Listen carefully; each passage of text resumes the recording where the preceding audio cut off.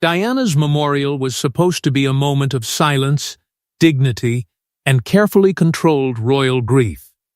But behind palace walls, one instruction had already turned the day into a battlefield, and Camilla was at the center of it before she even arrived. This was not just another royal gathering. It was a national wound being opened again in front of the world. Diana was gone, but her name still carried a power no crown could silence. People remembered her tears, her loneliness, her smile, and the way she seemed to stand outside the cold rules of the monarchy. So when the memorial was planned, the palace knew one thing clearly. This day could not feel careless. It had to be controlled from the first moment to the last. Every detail mattered. The seating was studied. The clothing was chosen with caution. The tone had to be respectful, quiet, and safe. Even the smallest public gesture could be judged. A look, a pause, a jewel, a color, a smile that appeared too soft or too proud, any of it could become a headline. The Queen understood this better than anyone. She knew Diana's memory was not weak. It was still alive in the public heart, still burning, still dangerous. And that was why the palace wanted no distractions, no bold symbols, no hidden messages, no reminders of the old pain that had once shaken the royal family to its core. This was meant to be about Diana, and Diana alone. But there was one problem the palace could not ignore. Camilla, her very presence carried history. To some, she was now the wife of the future king. To others, she remained the woman tied forever to Diana's deepest heartbreak. That truth made her arrival heavy before she even stepped into the day. The palace knew the public would not simply see a guest. They would see the past walking into the memorial of the woman who had suffered inside that same royal story. That fear sharpened around one forbidden piece. It was not just decoration. It was not just an accessory chosen without thought. It carried meaning, memory, and danger. In a royal world where jewels can speak louder than words, one wrong choice could turn grief into scandal. The Queen's warning was private, but its message was clear. Nothing must steal the focus from Diana. For Camilla, the order cut deep. She was trapped between obedience and pride, between the need to follow the Queen and the need to prove she belonged. She had spent years standing in Diana's shadow. And now, on the one day the whole nation would be looking back at that shadow, she was being told exactly how small she had to become. But the warning did not settle the matter. It only pushed the tension deeper, into silence, where royal battles often begin. But to understand why one forbidden piece could shake the monarchy, we first have to step back into the shadow Diana left behind. Years after Diana was gone, her presence still moved through the monarchy like an unseen force. Her name could silence rooms, unsettle courtiers, and turn public sympathy into a weapon no crown could fully control, especially when Camilla stepped into the same spotlight. The palace had survived scandals before. It had survived broken marriages, private betrayals, cold headlines, and years of whispers. But Diana was different. She did not fade like an old story. She stayed in the heart of the public, not as a royal title, but as a feeling. People remembered her as the woman who smiled through pain, who looked graceful while carrying sadness, who seemed trapped inside a world that never fully held her with care. That memory became stronger after her death, and the monarchy could not command it, soften it, or lock it away. Diana's jewels were no longer just jewels. Her dresses were no longer just fashion. Her photographs, her pearls, her rings, her quiet looks, and even the way she carried herself had become symbols. To the public, they spoke of innocence, hurt, betrayal, and a life that ended too soon. Every piece connected to her carried a kind of emotional fire. It reminded people of what she had been, what she had lost, and what the palace had failed to protect. That was the shadow Camilla had to walk through. Diana had been loved with a force that felt almost impossible to compete with. Camilla, on the other hand, had to fight for acceptance slowly, painfully, and under a cruel public eye. Every smile was judged. Every appearance was tested. Every step near Diana's memory felt dangerous. If she looked too confident, people called it disrespect. If she looked too quiet, they called it guilt. There was no easy way for her to stand in that space without being measured against the woman Britain still mourned. And the palace knew it. Courtiers understood that any event linked to Diana was not normal royal business. It was emotional territory. It belonged to the public as much as it belonged to the family. If Camilla appeared too close to that grief, the press could say she was trying to take Diana's place. If she wore the wrong item, stood in the wrong position, or carried the wrong symbol, the entire memorial could shift from remembrance to outrage. This was the fear that kept the Queen watchful. She was not only protecting a ceremony, she was protecting the institution itself from another wave of public anger. The monarchy had once underestimated Diana's hold over the people, and it had paid a heavy price. The Queen could not allow that mistake to return on a day built around silence and respect. Because, in the royal family, women do not simply wear jewels. They wear messages. They wear alliances. They wear histories. They wear permission. A brooch, a necklace, a pair of earrings, or a single stone can speak before the person wearing it says a word. And when Diana's name was involved, that silent language became even more dangerous. That was why Camilla's forbidden item mattered. It touched the exact place the palace feared most, the place where memory, power, and old pain met. It was not about beauty. It was about what people might believe it meant, and once belief entered the room, the crown could lose control of the story. And inside the palace, that danger became so serious that the Queen gave an instruction no one expected Camilla to challenge. The order was quiet, direct, and unmistakable. Camilla was not to wear it. Not at Diana's memorial. Not under the cameras. Not before a public still loyal to the woman she could never replace. But palace warnings only work when people obey them. Inside the palace, the message did not need to be loud to feel powerful. The Queen's words carried the weight of the crown itself. She did not have to raise her voice. She did not have to explain every reason. In that world, a private instruction from the monarch was meant to settle the matter before it became a problem. Camilla was being told that one item, one choice, one small piece of royal meaning could not appear on that day. Not because it lacked beauty, but because it carried too much danger. The Queen understood symbols better than anyone around her. She had spent her life learning how a jewel, a color, a seat, or a public gesture could shape the story of the monarchy. She knew the public did not always listen to official words. They read signs. They searched for hidden messages. And at Diana's memorial, every sign would be watched with painful attention. If Camilla wore something that seemed to claim status, victory, or closeness to Charles, it would not be seen as a simple choice. It would be seen as a statement. That was what the Queen feared. The forbidden item was tied to more than fashion. It was connected to position, belonging, and the long battle over Camilla's place beside Charles. To supporters, it might have looked like proof that she was finally accepted.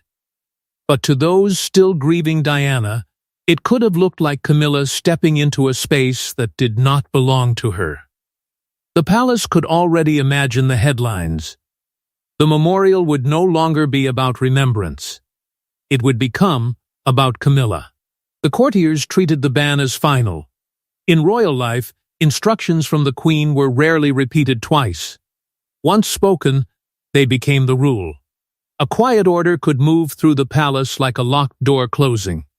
Staff understood it. Advisors understood it. Charles understood it. And Camilla was expected to understand it too. But expectation is not the same as acceptance. For Camilla, the order landed like humiliation. She had spent years being judged, softened, hidden, and managed. Now, even as Charles's wife, she was being treated like a risk that had to be controlled. The palace may have called it protection, but to her, it felt like rejection.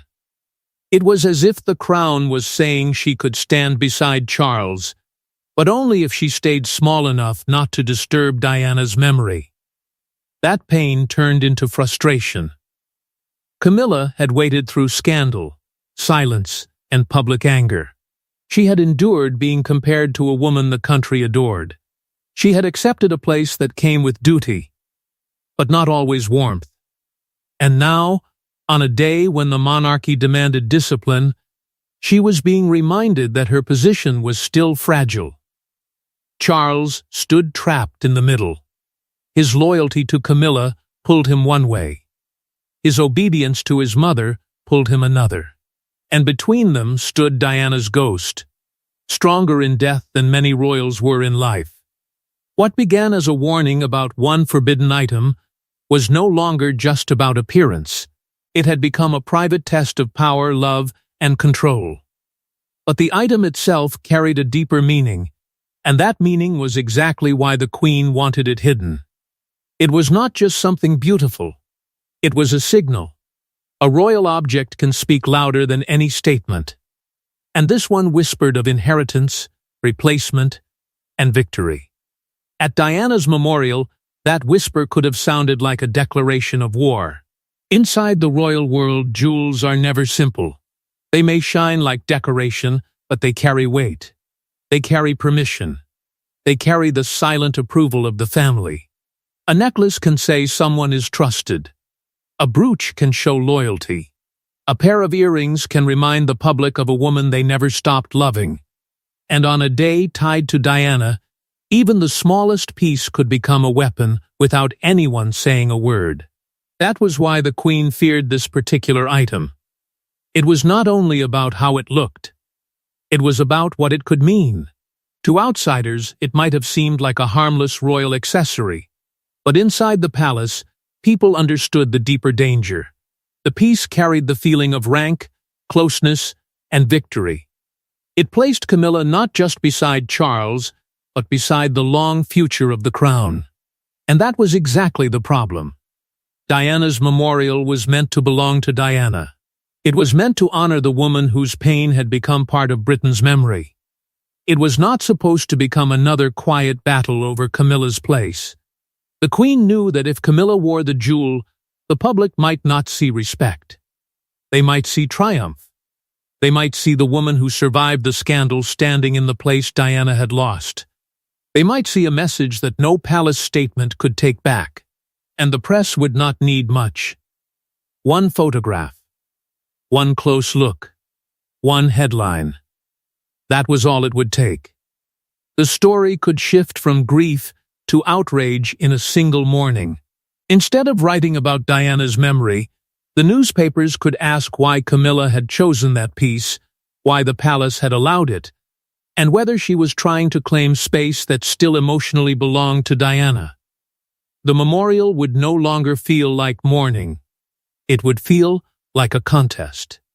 That was the line the Queen wanted to stop Camilla from crossing. Mourning had to look humble. It had to look careful. It had to look like the crown understood the pain still living in the public heart. But claiming legitimacy was different. That was louder. That was sharper. That could make Camilla appear as if she had arrived not to remember Diana, but to prove that she had won the life Diana once held. For Camilla, though, the jewel may have meant something else. It may have felt like survival. After years of being judged, blamed, and pushed into the cold corners of royal acceptance, the piece could have felt like proof that she was no longer an outsider. It could have said she had endured the storm and was still standing. But that was the cruel danger of royal symbols. One meaning could live in the heart of the wearer, while another exploded in the eyes of the public. So the jewel became a mirror. To Camilla, it reflected pain, patience, and the right to be seen. To the Queen, it reflected risk. To Diana's supporters, it could reflect defiance. No one needed to speak for the meaning to spread. The palace knew it. Charles knew it. And Camilla knew it too. Yet the more the item was forbidden, the more powerful it became. It was no longer just a jewel resting in silence. It had become a test. Would Camilla obey the Queen and remain hidden behind Diana's memory? Or would she step forward with the symbol that proved she refused to be erased? Once that choice began to form in her mind, the palace could feel the danger moving closer. And as the memorial drew closer, the palace began to sense that Camilla was no longer simply considering defiance, she was preparing for it. The night before the memorial, the palace mood shifted. What had been a warning became a test of will. Camilla knew the risk. Charles knew the consequences. And somewhere inside the royal machinery, people began asking the question no one dared say aloud. Would she obey? The hours before a royal memorial are never simple. Behind every calm face, there are choices being checked, plans being guarded, and mistakes being hunted before the world can see them. Aides moved carefully. Dressers prepared clothing with silent focus. Senior figures waited for signs that nothing would break the fragile peace the Queen had demanded. But this time, the worry was not about a speech, a seat, or a late arrival. It was about one forbidden item, and whether Camilla would leave it behind. For Camilla, the choice had become deeply personal. She had lived for years under blame that never seemed to end. She had been called the shadow in Diana's marriage, the reason for Diana's pain, the woman the public could not forgive. Even after becoming Charles's wife, acceptance had come slowly, with rules around it, limits around it, and conditions attached to every step. Now the palace was asking her to shrink again, to be present, but not too present, to support Charles, but not appear powerful, to attend Diana's memorial, but carry no sign that she truly belonged. That was the wound beneath the jewel. Camilla did not see the ban only as caution. She saw it as another reminder that her place was still being measured against Diana's memory. The Queen may have believed she was protecting the day from scandal. Camilla may have believed the palace was protecting Diana's shadow more than her own dignity. And in that painful space, obedience began to feel like surrender. Charles stood close to the storm, but he did not stop it. That silence mattered. He knew his mother's warning. He knew the public danger. He knew how easily Diana's name could turn sympathy into anger. But he also knew Camilla had spent years paying for a love that had finally become official. To challenge her now would mean choosing royal caution over the woman who had stayed beside him through disgrace, delay, and judgment. So whether through quiet support or simple refusal to interfere, Charles allowed the decision to move forward. Around them, the palace whispers grew sharper. If she wore it, the Queen would notice. Not later. Not after the newspapers. Instantly, the monarch had an eye trained by decades of duty, and nothing loaded with royal meaning could pass her unseen. Some believed Camilla would change her mind at the final moment. Others feared she had already decided, and that no one around her had the strength to pull her back. No one wanted a confrontation on Diana's memorial day. That would be unthinkable. The event had to remain controlled, solemn, and untouched by private conflict. But the more the palace tried to keep the peace, the more it felt like peace was already cracking. A royal command had been given. A royal wife felt cornered. A future king stood between two women, one living, one gone, both powerful in different ways. By morning, the decision was no longer hidden in thought. It had moved into action. The forbidden item was not just an idea anymore. It was part of Camilla's choice, part of her message, part of the risk she seemed ready to take. And once that choice left the privacy of royal rooms, no aide, no advisor, and no careful palace plan could fully contain what came next. Then the doors opened, the cameras turned, and the palace saw what Camilla had chosen. At first, the memorial moved with royal precision. Then, eyes began to shift. A glance from one aide. A pause from another. A frozen look across the royal line. Camilla had arrived wearing the very thing she had been told to leave behind. The day had begun under a heavy silence. Every word felt measured. Every movement felt watched. The whole event carried the weight of Diana's name, and no one inside the royal circle could forget why they were there. This was supposed to be a moment of grief held together by discipline. The public expected respect. The palace demanded control. And behind the calm surface, everyone knew the old wounds were still close enough to bleed. Then Camilla entered, and the air changed. It did not happen with shouting. Royal storms rarely begin that way. They begin with a look that lasts a second too long. They begin when an aide stops moving. They begin when someone who knows the rules suddenly realizes a rule has been broken. The forbidden item was there, not hidden enough to be ignored, not quiet enough to be dismissed. It sat with all its meaning, all its risk, and all its warning, as if the private command had never been spoken. For the public, the meaning may not have been clear at once. Many people watching saw only another royal detail, another polished part of the ceremony. But inside the palace, there was no confusion. The senior royals understood. The courtiers understood. The queen understood. This was not an accident. This was a choice. Faces tightened, movements became careful. The quiet became colder. No one could openly react, because the day belonged to Diana, and any scene would have been unforgivable. So the shock was buried under royal training. It moved through the line in silence. A stiff posture here. A lowered gaze there. A look exchanged and then quickly pulled away. The palace had spent days trying to avoid distraction, and now the distraction was standing in plain sight. The queen's reaction was controlled. But control did not mean comfort. Her strength had always been her ability to show little while seeing everything. And in that moment, what she saw must have cut sharply. Her instruction had been ignored on one of the most sensitive days the monarchy had faced. Worse than that, it had happened under the eyes of the cameras, where private disobedience could become public history. She could not stop the moment. She could only endure it. And then there were William and Harry. Diana's sons were not just royal figures at that memorial.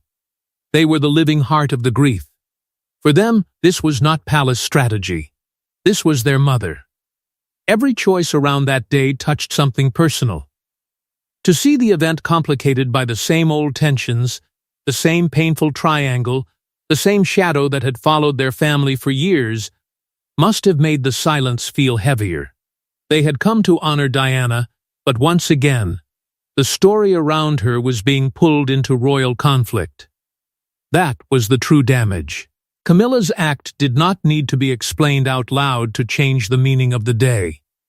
The memorial had been built for remembrance, but now it carried another layer: defiance. What should have been solemn became charged. What should have been peaceful became tense. The palace wanted the public to see unity, but behind the careful faces was a different truth. A quiet battle had entered the room. And once the cameras had captured it, there was no easy way back. A private warning could be denied. A palace disagreement could be buried. But an image, once taken, had power. It could be studied, questioned, repeated, and turned into a symbol of its own. The forbidden item had crossed from secret tension into public record, and everyone inside the royal machine knew the same thing. This would not end when the memorial did. But the real explosion did not happen in front of the public, it happened afterward, when the palace doors closed. Behind palace walls, the silence broke. What looked like one accessory became an accusation, a betrayal, and a direct challenge to the Queen's authority. The memorial had ended, but inside the monarchy, the emotional damage was only beginning. The public part of the day may have finished with careful faces and measured steps, but inside the palace, control began to crack. The moment the doors closed, the quiet no longer felt respectful. It felt loaded. Courtiers who had spent the entire memorial holding their reactions in place now had to face the question they feared most. How would this be explained if the press understood what had happened? Because the danger was not only the item itself. It was the story people could build around it.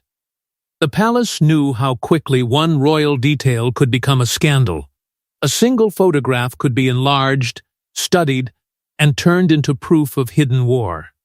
A single headline could ask whether Camilla had tried to overshadow Diana. Another could ask whether the Queen had lost control inside her own family. The memorial had been designed to close wounds, but now it risked opening older ones with fresh force. For the Queen, the issue was deeper than fashion. It was obedience. A private instruction had been given. It had not been followed. That alone was serious. But the timing made it worse. This had happened on Diana's Memorial Day, under the pressure of national feeling, with William and Harry present, and with the world watching for any sign of royal coldness or disrespect. To the Queen, this was not a small mistake. It was a failure of discipline at the exact moment discipline mattered most. Charles, however, saw the matter differently. He had watched Camilla carry years of public blame. He had seen her stand beside him, while the country compared her to Diana again and again. So when the palace anger turned toward her, Charles could not stay fully neutral. Defending Camilla meant risking tension with his mother. Staying silent meant allowing his wife to be treated, once more, like a problem the monarchy had to hide. And that choice cut straight through the heart of the family. Diana's name did not need to be spoken loudly. It was already in the room. It lived inside every pause, every sharp look, every careful sentence. The whole argument circled around her memory. Had Camilla disrespected Diana? Had she turned a memorial into a claim of power? Or had she simply refused to keep living as if her marriage to Charles was something shameful? Something that had to be softened and covered whenever Diana was remembered. Camilla did not appear ready to offer a full apology. Not the kind the palace wanted. In her mind, she may have believed she had earned the right to stand as Charles's wife without being treated like an intruder. She may have seen the outrage as unfair. Another demand that she disappear so Diana's image could remain untouched. But inside the royal machine, personal pain rarely wins against public risk. And the risk was now burning through every private conversation. That was the cruel center of the fallout. To some, Camilla's choice looked like defiance. To others, it looked like survival. To the Queen, it looked like a challenge to authority. To Charles, it looked like another moment when the woman he loved was being judged by a past no one could rewrite. And to anyone still loyal to Diana's memory, it looked dangerously close to disrespect. The incident exposed something larger than one forbidden item. It revealed a deeper battle over who controlled the royal image after Diana. Was the palace still ruled by the memory of the princess the people adored? Or was it time for Camilla to step fully into the place the institution had slowly given her? The monarchy wanted peace, but peace was impossible when memory, marriage, duty, and power were all fighting for the same space. So the palace did what it always tried to do. It contained. It softened. It whispered. It searched for ways to keep the story from growing teeth. But the emotional damage was already alive. The memorial had ended, yet the meaning of Camilla's choice had only begun to move through the royal world. And while the palace tried to bury the incident, the meaning of Camilla's choice began to spread far beyond that single memorial. Camilla's choice was not random. It was not simply stubbornness. It was the act of a woman who had spent years standing outside the nation's affection, waiting for permission to belong, and finally deciding she would take that permission herself.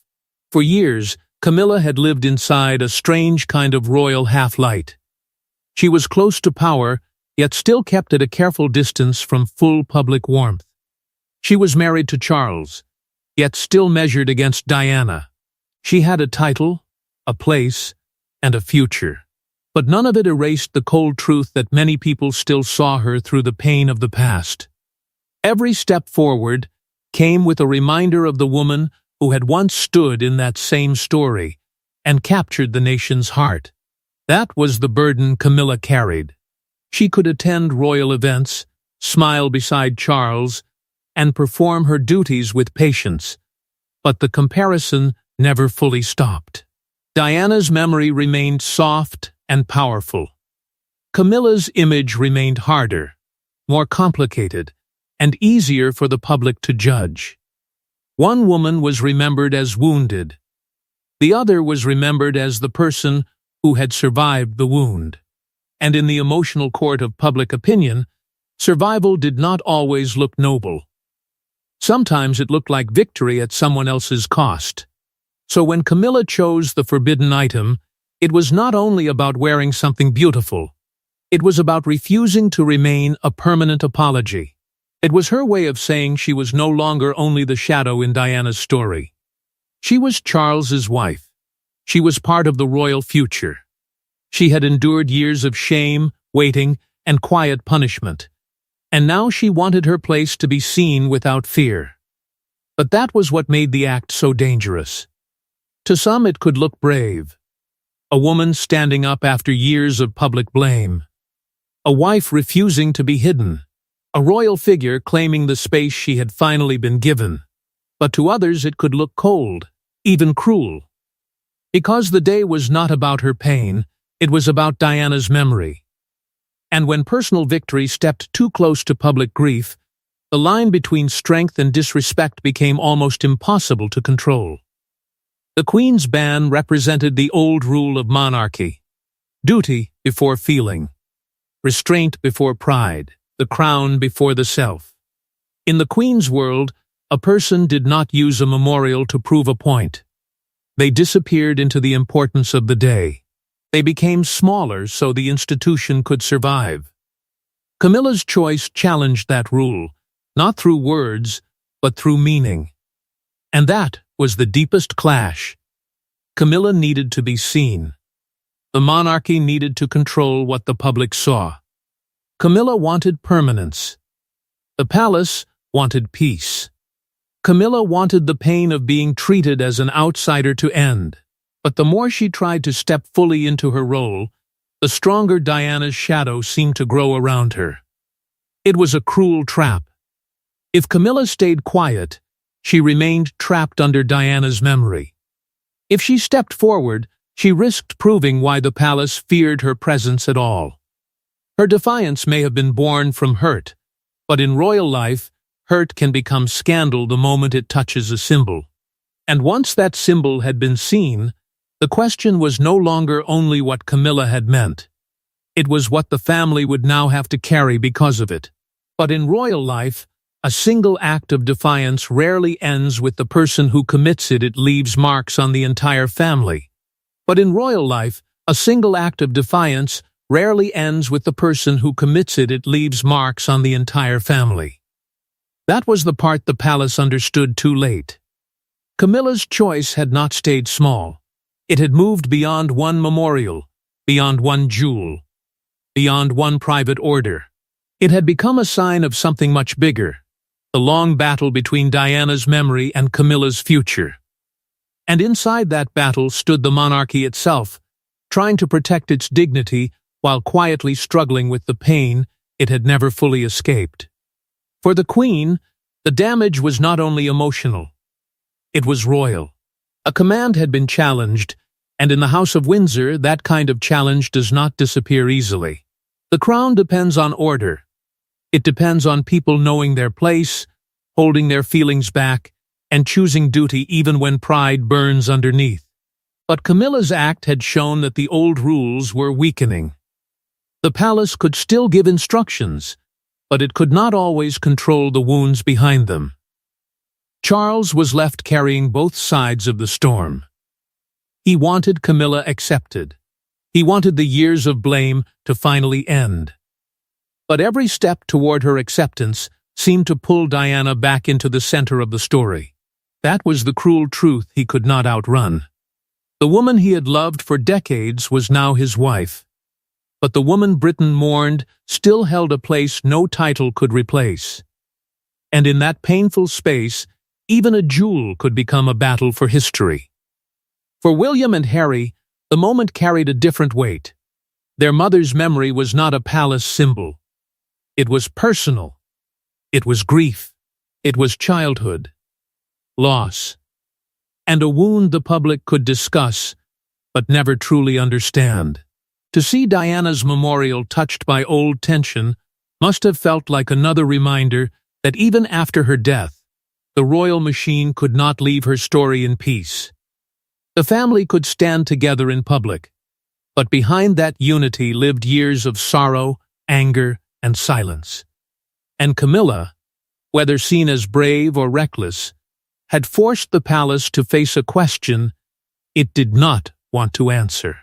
Could she ever truly step out of Diana's shadow without being accused of standing on it? Could the monarchy accept her fully without making the public feel Diana had been replaced? Could one woman's survival ever stop looking like another woman's defeat? That was why the forbidden item mattered. It was never just about jewels. It was about power. It was about memory. It was about who had the right to stand beside the future king, and what price had been paid for that place. In the royal world, secret vaults may hold diamonds, crowns, and priceless treasures. But the most dangerous things are often not locked away. They live in silence. They live in old pain. They live in choices that look small until the whole kingdom begins to feel their meaning. The palace tried to move on, as it always does. It softened the edges, closed the doors, and let time cover the sharpest parts of the story. But some moments do not vanish. They settle into royal history like a stain under silk. The memorial was meant to honor Diana with peace, but instead, it revealed how deeply her shadow still ruled the family she left behind. And in the end, Camilla may have proved her place, but she also proved something the crown feared even more. Diana's memory was still powerful enough to turn one forbidden jewel into a royal crisis. Thanks for watching. If you enjoyed this story, subscribe for more dramatic royal secrets, hidden palace tensions, and the untold battles behind the British monarchy.